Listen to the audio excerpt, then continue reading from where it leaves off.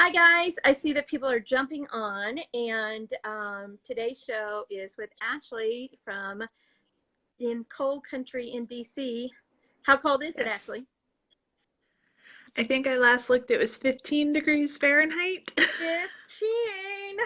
Are you freezing? Freezing to death? 1.5. Yeah, 1.5. It's 67 and I'm freezing. So, you missed home yet? Yes. Yes, I know you do. I know you do. We have had lots of messages and people wanting ideas. Former students of mine, mainly, lots of them, that have graduated and now work for the federal government and are caught in either a position of being furloughed and having to still pay bills and not go into work, or in a lot of people's cases, having to work because they're essential personnel. We also have, I probably have at least a dozen that are government contractors who are caught up in this mess, who, unlike at least the government workers who are furloughed, will never see their back pay, most of them. And so this all started the other night when I had a phone call from one of them, really the first check and trying to figure out what they should do as far as pay their rent. They had their money for their rent right then, but trying to think about what long term might look like and whether they should pay their rent. Should they go downstairs right then and talk to the people and see if they could get, basically a deferment until everything kicked back in? And we started having these conversations, and I have several groups of former Florida Southern kids and former other Friends Together folks and all that are in these different groups, and these conversations have been ensuing as we approach the second pay period tomorrow. Folks not getting a paycheck, it's become a really scary time. And so Ash and I have been talking and decided that maybe we should sit down and kind of have this conversation from a young person's perspective, and just questions that sometimes people have that they don't know they even have until they're facing it, or even if they're not quite to that point, like their position is funded right now, right this minute, but they're in one of those catches that if this goes another 4 weeks, their position isn't funded. What should they be planning for? What should we be looking at? Where should they be thinking? And so Ash has kind of put together some questions from folks that work around her in different departments and folks in DC, and then questions that we've gotten through the website and through just our conversations with other Florida Southern students and stuff. So I'm going to let her ask some of the most basic ones, and then we're kind of going to talk about some different things. So you're on. All right. Well, the first one is Kathy, right now I have money in my account and my rent was due on the 1st, and well, I haven't gotten a paycheck. So do I pay my rent or do I put it on a credit card? What do I do? And my answer to that question was really simple: pay your rent. You have to have a place over your head. If you have the money for this rent right now, pay it. You may have to put next month's on the credit card, but let's not put anything on the credit card and pay interest on it that we may not have to. Let's go ahead, pay this rent, but also let's start a conversation with your landlord. If you live in a property that's managed by a property management company and it's actual rent, let's start a conversation, particularly if you live in a high government area like Ashley does. She lives outside of DC. She's in a place where everybody either works for the government or is a contract person for the government, or works for a company that exists because of the government, right? So those landlords certainly are quite conscious of what's going on. But some folks are government employees but work in an area where there's not a lot of government employees, right? So people aren't as conscious to what's happening. And if you are one of those folks living in an area where your landlord is going to go, what are you talking about? You can't pay your rent because the government's on furlough. That doesn't make any sense. You live in Montana. What? And so having that conversation, getting together your pay stubs so you can prove where you work, if you have to go up to the next level to have that conversation, so those things can start happening. But don't put something like rent on a credit card if you don't have to. That's a big chunk of change for a lot of people. And that first month, that first paycheck that you're missing, most people already had that money ready, right, to go. So if you did, you needed to pay that rent right then. Oh, by the way, there were some letters that went out from the government. I'd asked Ashley before what they were called. Ashley, what were they called?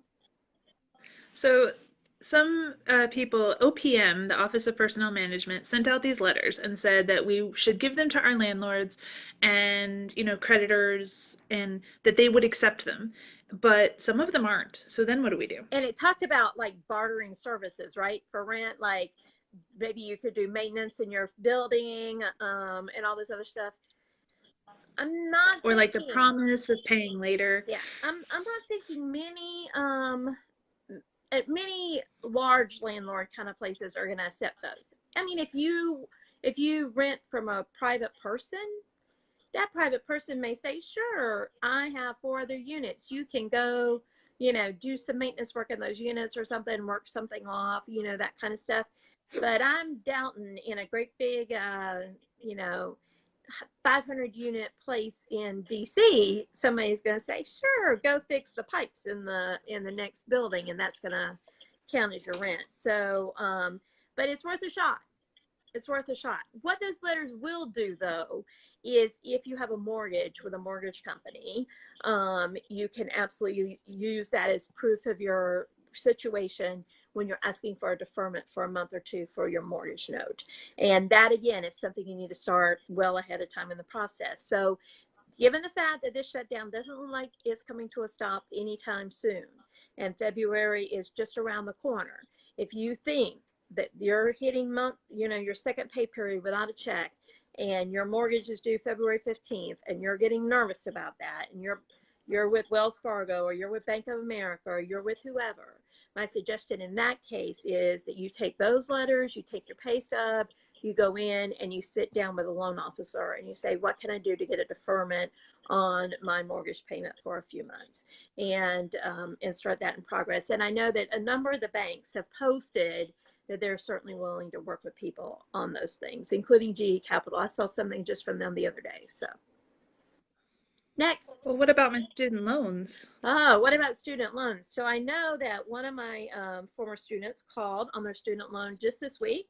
And after they were on hold for like 16 hours, literally, because they were on hold for like 7 hours, they had it on hold while they were at work and just left it on hold, and then got cut off and had to call back, and basically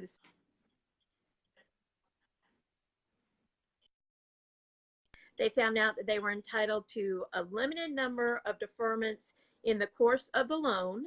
And it was a federal loan, so a federal loan from the federal government for their student loans for their college. And they could take a 1 month, but it counted against those limited number that they have for the entire life of their loan. And that company was not willing to work with them. That doesn't mean every company will be that way. And I certainly suggested, and I told that person they needed to call back and ask for someone higher than the person that answered the phone. And my suggestion is always ask for somebody high. Don't start with somebody low. Go high.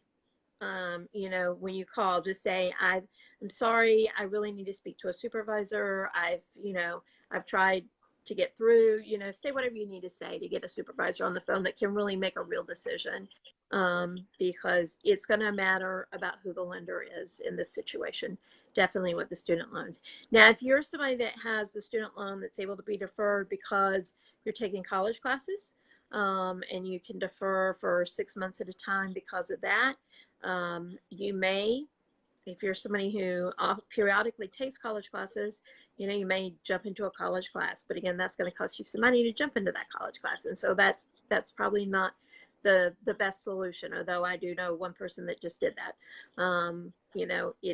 It's a punt, right? It's a punt. So try working with the creditors first. Well, what about my credit cards? Eventually, I'm going to run out of credit. Absolutely.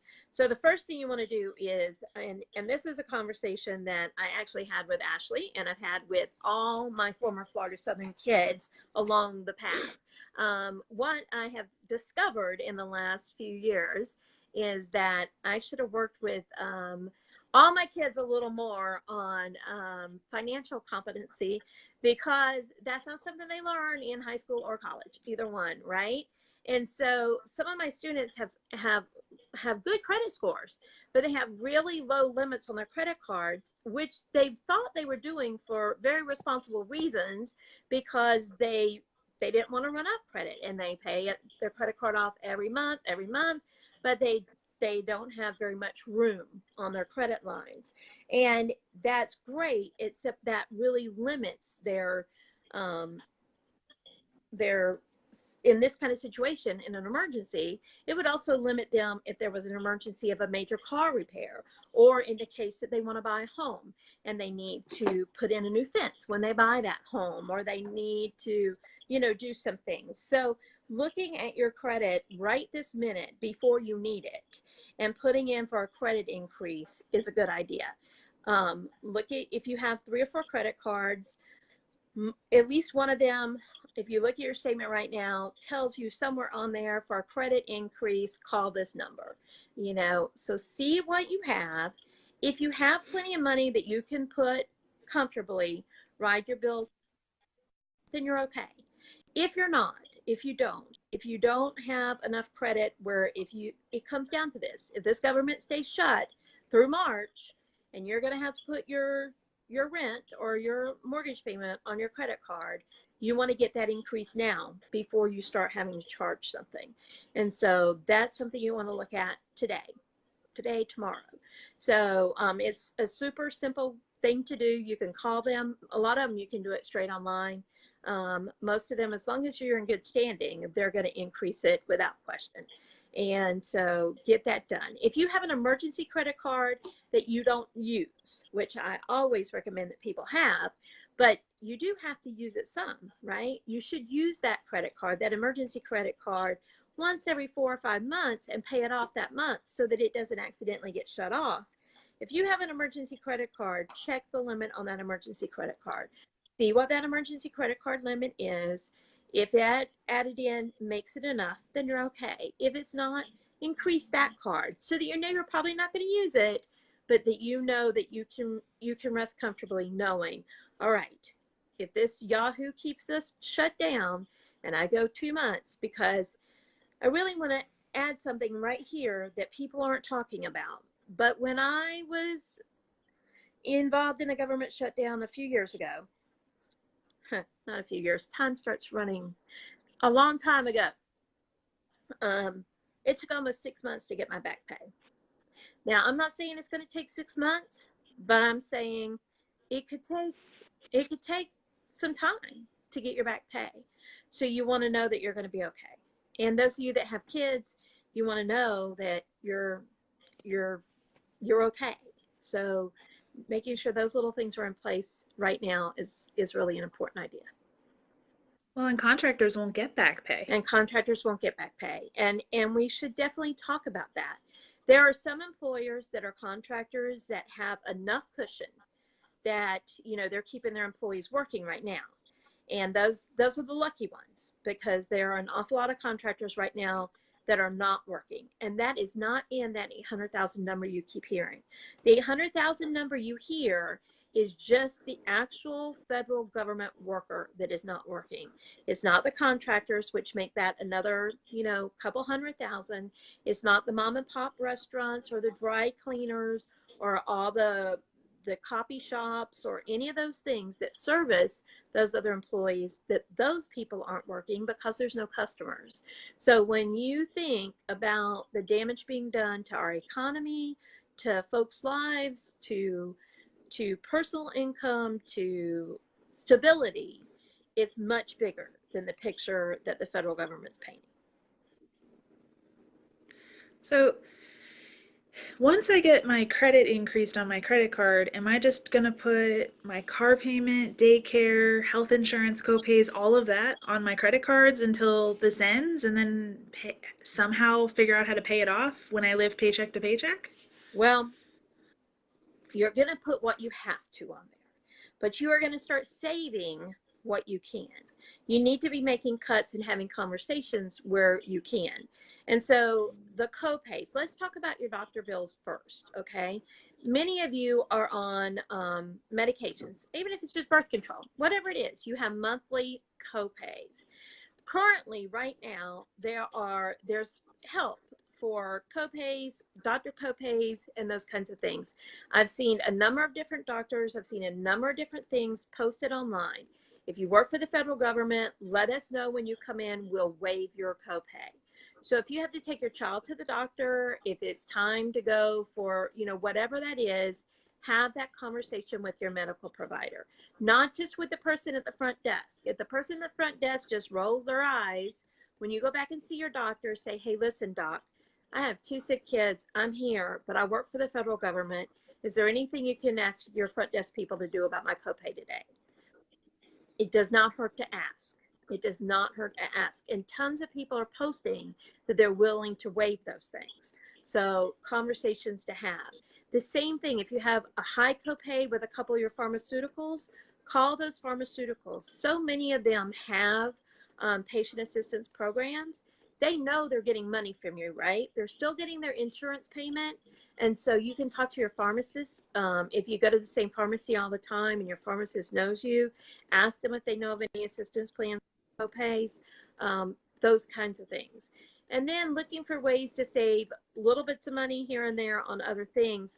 Ashley, I know you do it with Target, and you don't just do it right now. You do it a lot of times, but today when we were talking, I was like blown away about that whole, like the $5 gift card thing with Target. You want to talk about that? Sure. So I have this thing, it's called Restock on Target. And every couple of weeks, the certain things go on sale, whether it's toilet paper and paper towels or tissues and cleaning supplies, laundry detergent. And what happens is when it goes on sale, you buy 2 of them, 2 of the item, or you spend $50 on however many items it takes, and Target will give you up to $15 credit for a future purchase. And then what I do is I use that credit for in times like this when I don't have the money, but I need laundry detergent, um, or dishwashing detergent or something. Um, and it's pretty much almost every week something is on sale with that, with either a $5 gift card for if you buy 2 of something or 3 of something, you get a $5 gift card. Or if you're in restock, sometimes it's like, a $50 purchase or a $25 purchase and you get like a $10 or a $15 gift card. It's not a lot, but it does add up with things you're already buying.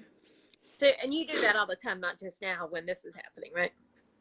I do it all year long because I do live paycheck to paycheck, so I do it all year long. Right, right, exactly. And then, Most workers that I know, we do all live paycheck to paycheck. I don't know anyone who's living the lap of luxury. I'd love to meet that person. well, that's the thing, those of us that work for the government, those of us that work in social service, most of us choose to do these jobs because we care about people. But the Yeah, downside we of can do that it for is, free. yeah, the downside of that is that they're not the high paying gigs, right? And so we do learn how to save, and we do learn how to save money. So that's the thing. So the next part of that is how else can you save money? And it's cutting expenses other ways, whether it's not eating out, whether it's, cutting your going out expenses. I was telling Ashley the other day, because she's not somebody that goes out a lot or anything, but I was telling her about this movie plan with the movie companies. I had Movie Pass, and Movie Pass has kind of gotten defunct. But now Regal and AMC, they have this thing. You pay $20 a month and you can go up to see 3 movies a week. Well, that makes entertainment basically free, right?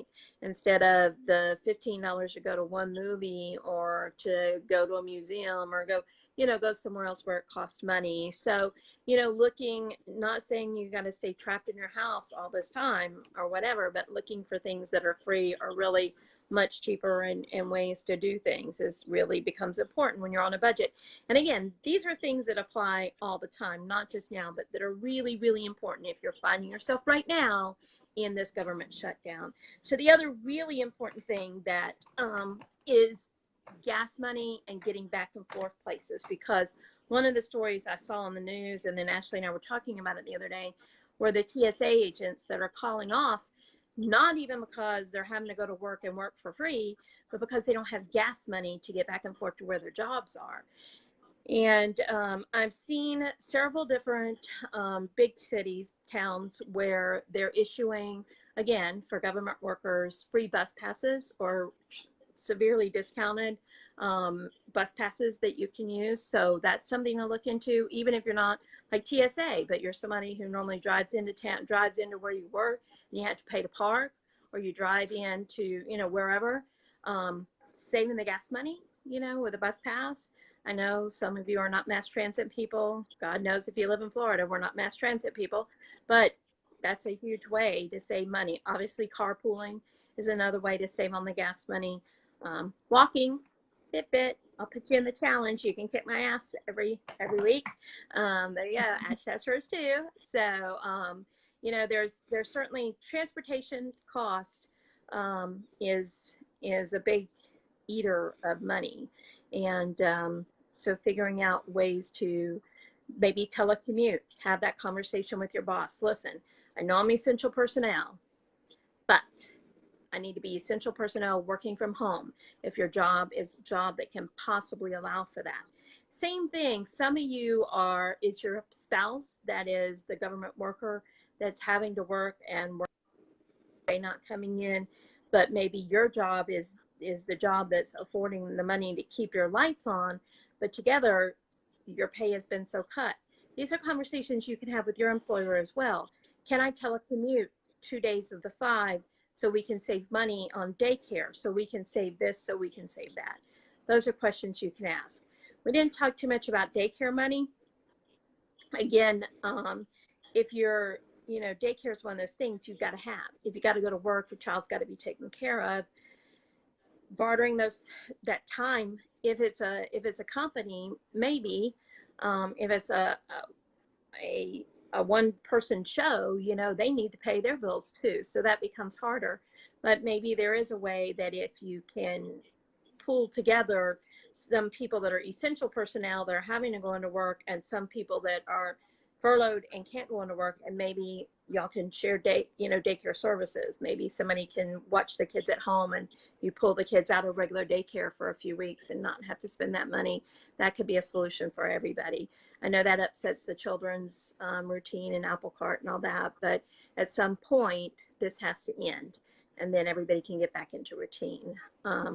Back to something I think I skipped that Ashley did ask is, how am I going to pay these bills when it comes? Well, the first thing you're going to do is, if your back money comes all at one time, you're going to pay your bills that are on your credit card first.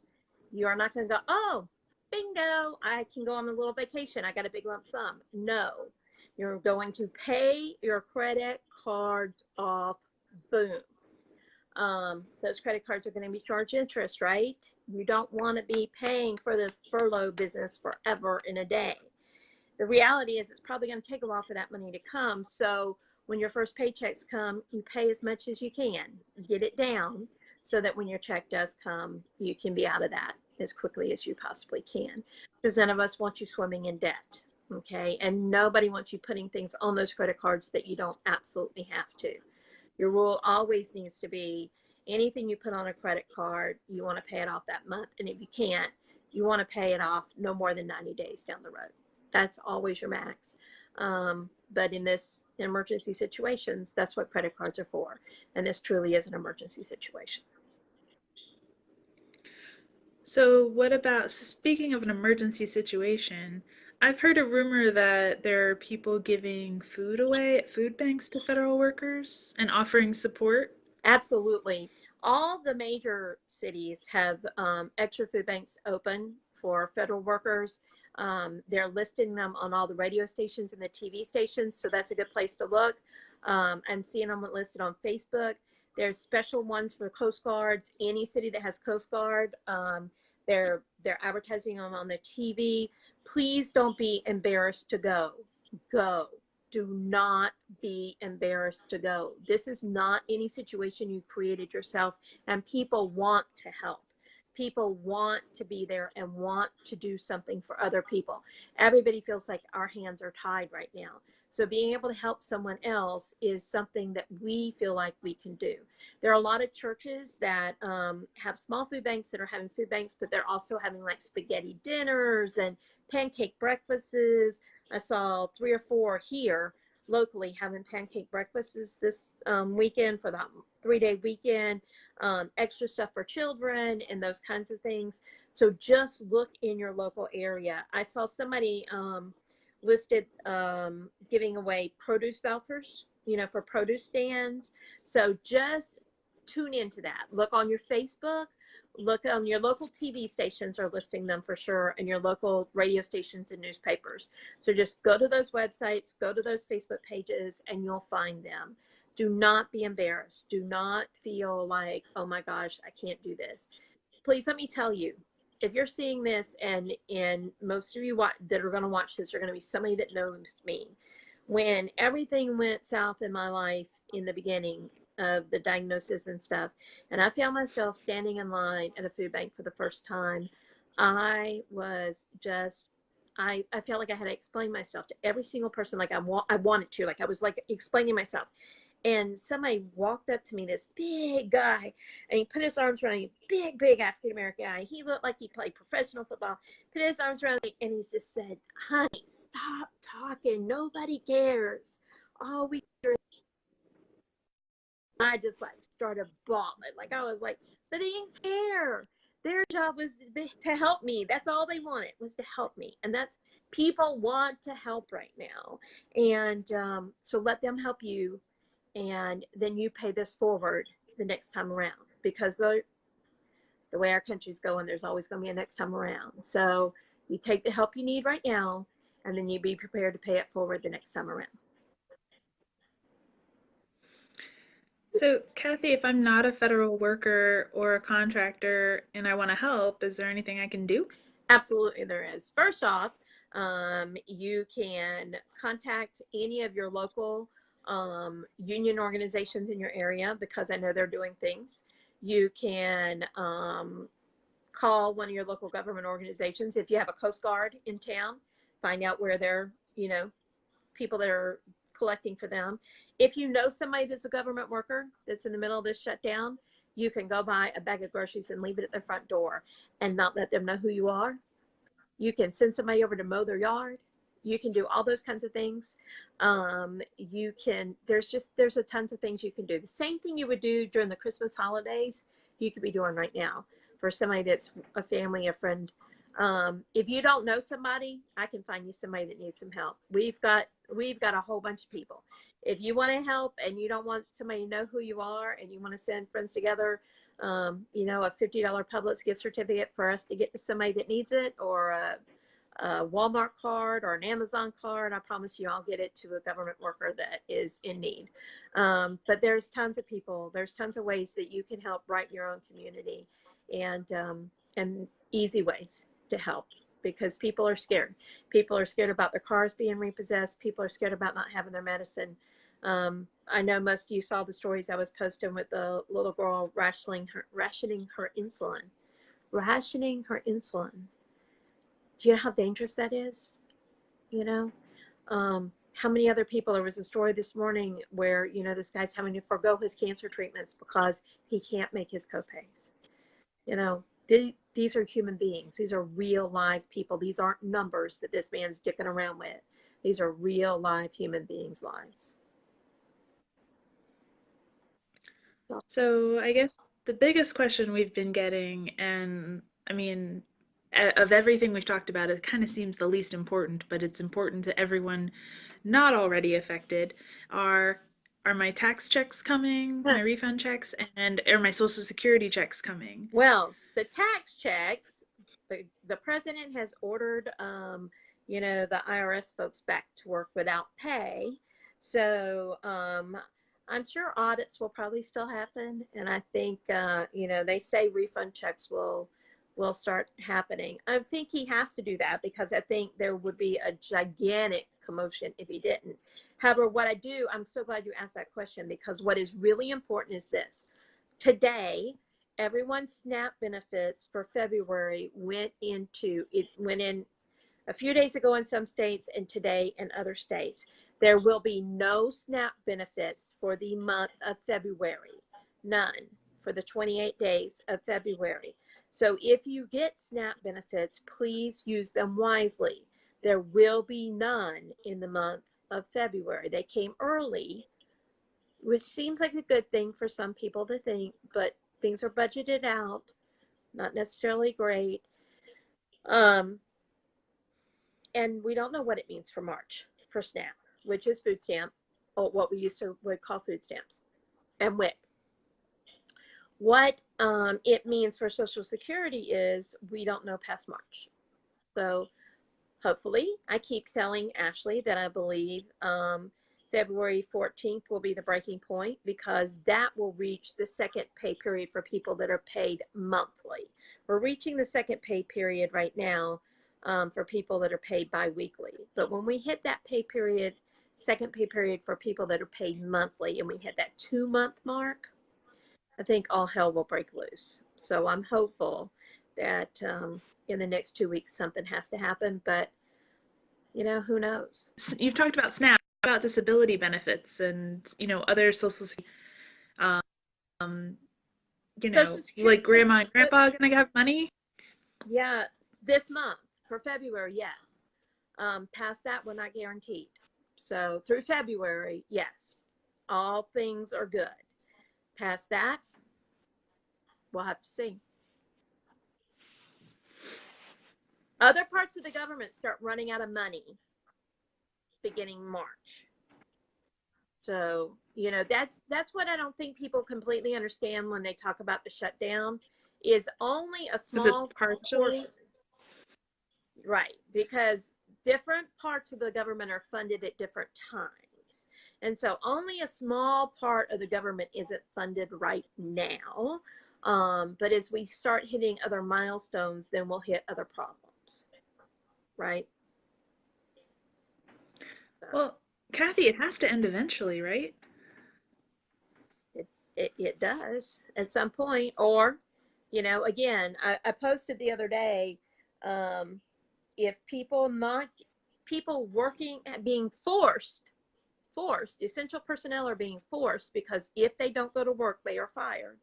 So being forced to work for free doesn't cause rioting in the streets. I don't know what will, and yet it doesn't, because if they do, they can lose their pension and lose their health benefits. And so, look up the term slavery. We're really starting to teeter here. So I don't know. So what can we do about it to help it come to an end faster? Start calling your congressman. I don't care if you're Republican or Democrat. I don't care if they're Republican or Democrat. Use TextBot. Call your congressman. Email your congressman. Call their local offices where they answer the phone. Every time the president says he's being flooded with calls, that's a lie. Why is it a lie? Do you know the answer to that? I don't know. Does anybody know the answer to that out there? Because the switchboard's shut down. She's furloughed. So call your local congressman's office, because that's where it'll go through, is their local offices are sitting at their desk. So the other people may or may not be at their desk, but the switchboards are not working properly. So call them at their local offices, email them, use TextBot. What's TextBot? So TextBot, TextBot, TextBot is where you put in your zip code. All your elected officials come up. You say who you want to contact, and it will send them a direct fax. You dictate basically what you want it to say. It puts it together and it sends it to them. So whether it's on healthcare or education or shutdown or whatever that is, and it will send it straight to them. And you can send your governor. You can send any of your elected officials. But again, at this point, your best bet of getting them is in their home offices. So like the state that they're from. Their state. Not the national office. Correct. Their state offices. So you said that federal employees get back pay, but contractors don't. Will my disability checks be backdated and my SNAP benefits be backdated? Well, your SNAP benefits Once were predated. So they went in for February early. March is no guarantee one way or the other. We don't know what will happen. Disability benefits are currently being paid on time. We just don't know what happens past the end of February. That's the honest answer. What are we going to do? Start calling your legislatures. When I say to people, call your elected officials, people always go, what does my call matter? Well, your call does matter. And your call every day matters. You know, emails matter. Hearing from people matter. Your one call counts like as 40 people in their way they count numbers. So every time you call, it matters. Every time you write, it matters. They have to hear from you. You know, basically they feel they have a mandate right now. Mitch McConnell could have ended this days and days and days. Vote to the Senate.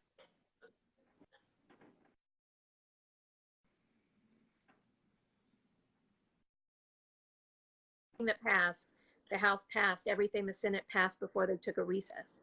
But because he doesn't want to pass something the president won't sign, he won't bring a vote.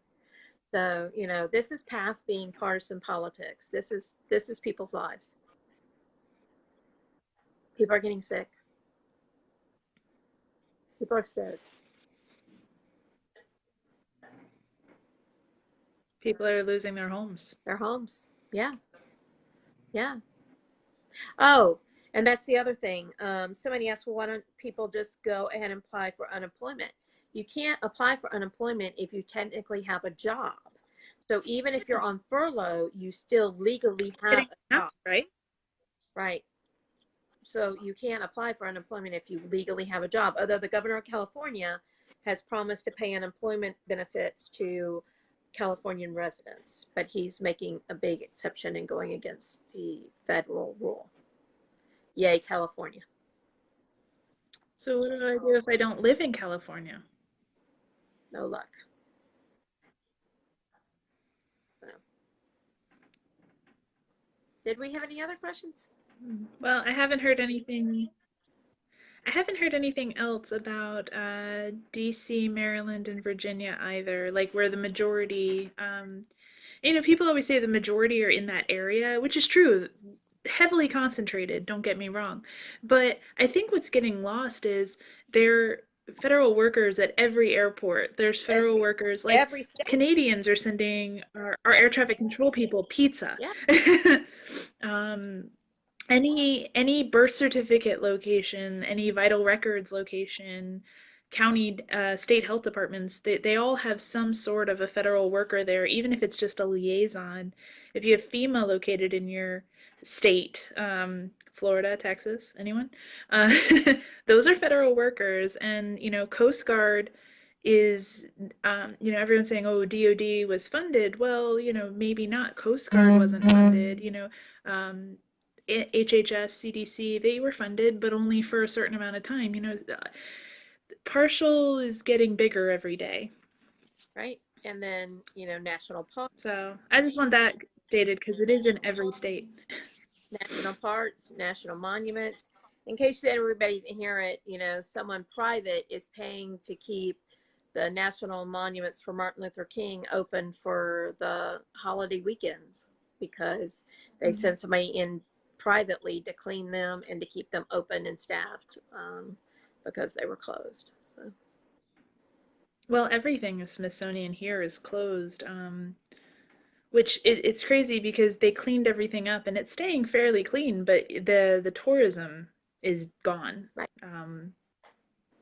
So think of and there's big think of your pizza salesman, your hat salesman, your T-shirt salesman, all those people too. You know. Anyway, thanks for joining us, and we love you all. And keep your head up out there. It's going to be okay. We're going to all get through this as a country for sure. So thanks, Ash.